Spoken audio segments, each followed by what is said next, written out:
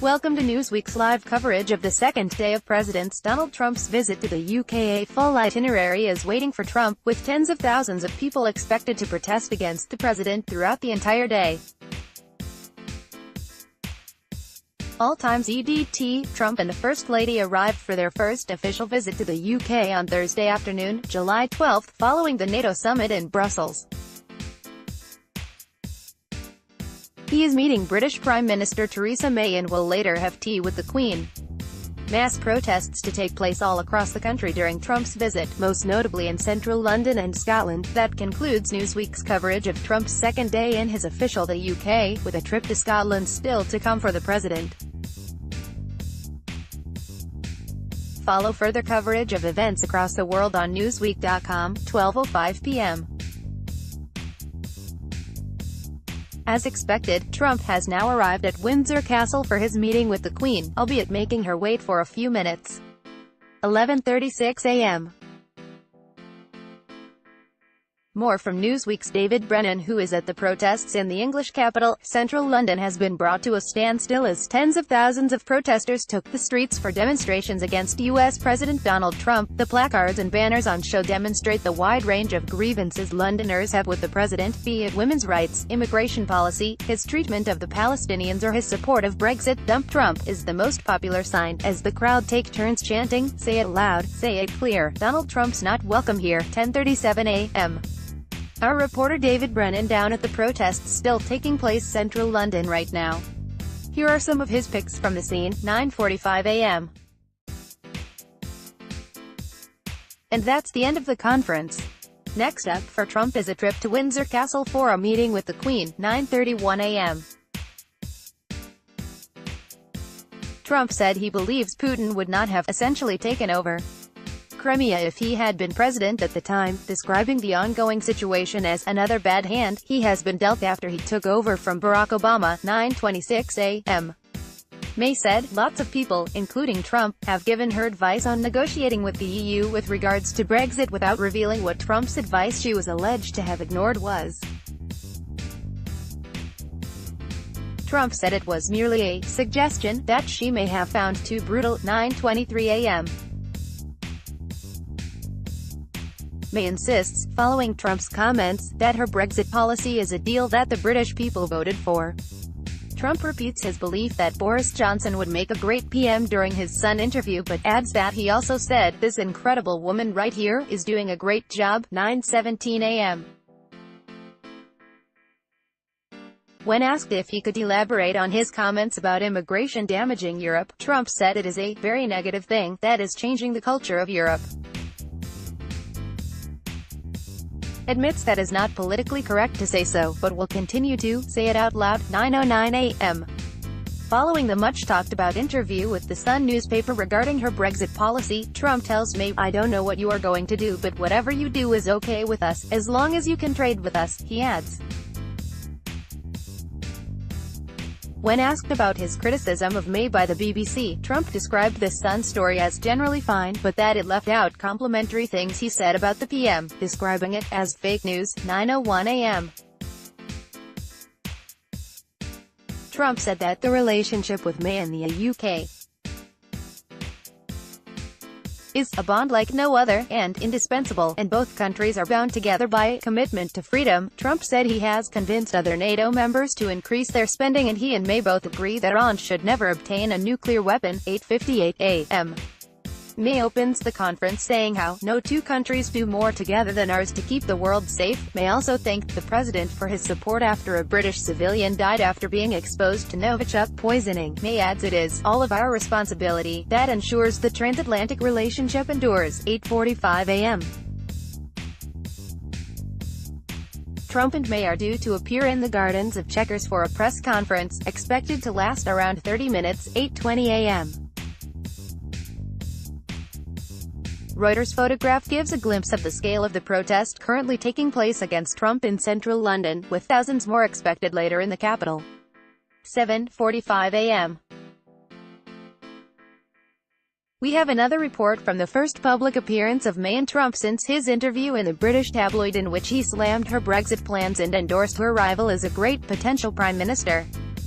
Trump has insisted that the relationship between the UK and the US is still very strong. "I think we probably never developed a better relationship than last night. It was really something," Trump said. Read, Trump scrambles to undo awkward comments on Theresa May hours after slamming Brexit deal, 7:28 a.m. During their brief appearance before the media at Chequers, both May and Trump could be seen showing their disdain after being asked about the president's interview with The Sun.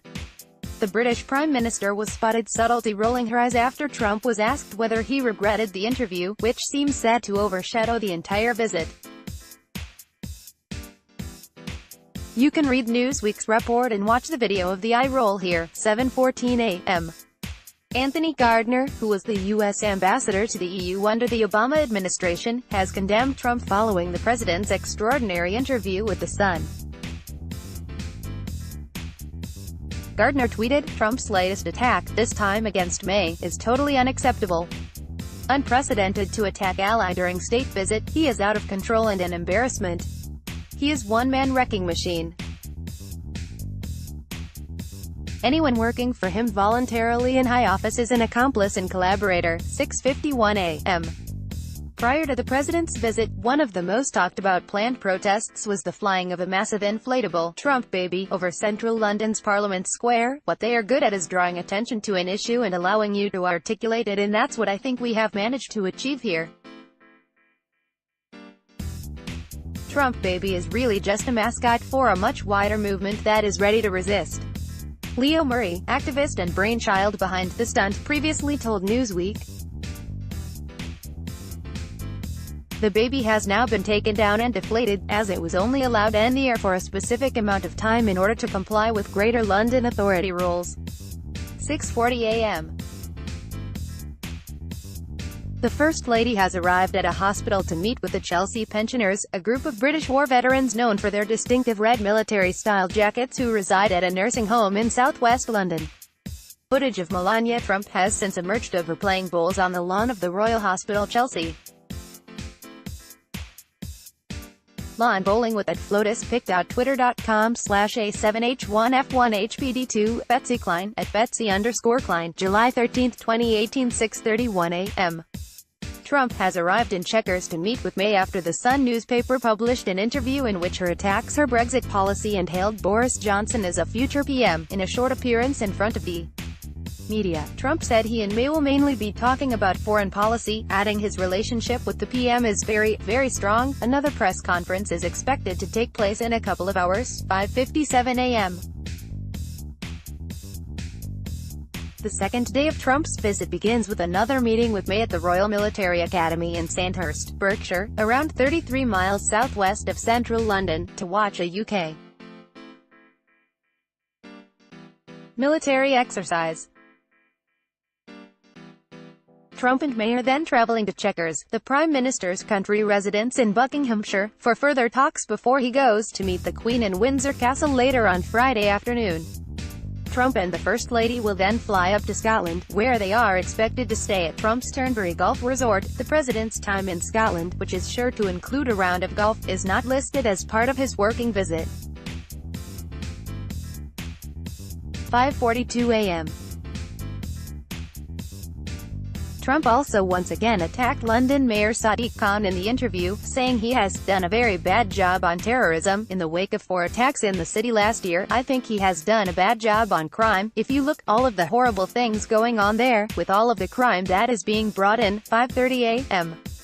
Elsewhere in the same interview, Trump hailed former British Foreign Secretary Boris Johnson as a very talented guy, while tipping him as a potential future Prime Minister of Britain.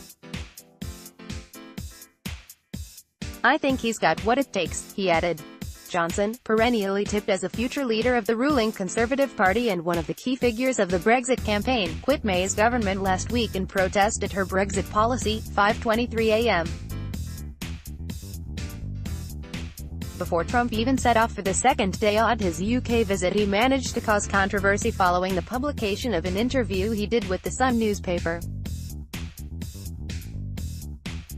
In an exclusive interview, Trump said that May's plans for a soft Brexit will kill off any hope of a UK-US trade deal. He told the paper, "If they do a deal like that, we would be dealing with the European Union instead of dealing with a UK, so it will probably kill the deal. I would say that that would probably end a major trade relationship with the United States. A proposed deal with the US was seen as vital as it would have proven the UK can thrive with new trade arrangements, even leave the EU next year."